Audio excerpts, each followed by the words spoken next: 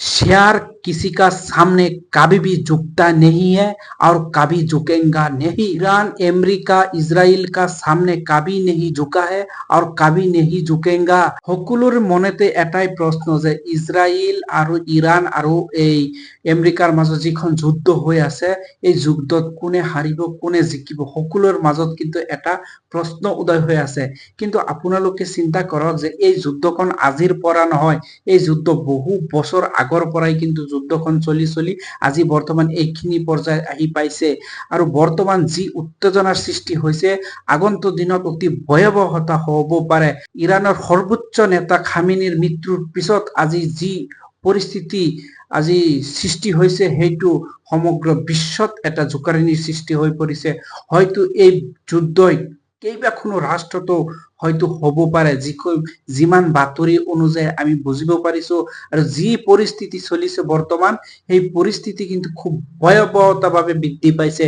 আজি চাওক, যিসকলে কৈ আছে যে এই ইৰাণক ইজৰাইলে হওক বা আমেৰিকাই হৰুৱাই দিব, কিন্তু ইমান সহজ নহয়।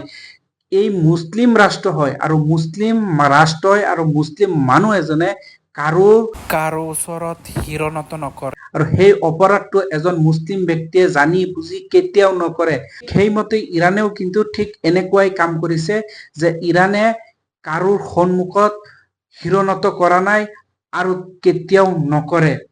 আজি তেখেতক যদি মিছাইল দি বোম্বাৰত দি যদি ইৰাণ যদি জ্বলি খাৰ হৈ যায়, তথাপিও আমেৰিকাৰ আগত আৰু ইজৰাইলৰ আগত হিৰণত নকৰে। এইটো কিন্তু স্পষ্ট। এই কথাটো কিন্তু বিশ্ববাসীয়ে সকলোৱে গম পাইছে ইতিমধ্যে। কেতিয়াও হিৰণত নকৰে, কেতিয়াও হাৰ নামানে। পৃথিৱীৰ যিকোনো পৰিস্থিতি হৈ পৰক, কিন্তু এইসকলৰ সন্মুখত কেতিয়াও হিৰণত নকৰে। যিসকলৰ মনত এইটো প্ৰশ্ন হৈ আছে যে কোনে জিকিব কোনে হাৰিব, এই যুদ্ধত কোনেও হাৰা জিতা নহব। আপোনালোকে আগন্তুক দিনতো চাই থাকিব, কোনো কাৰোক হাৰ নামানে, যুদ্ধখন চলি যাব, বহু বছৰলৈ যাব, বহু বছৰ চলি আহিছে আৰু গৈয়ে থাকিব।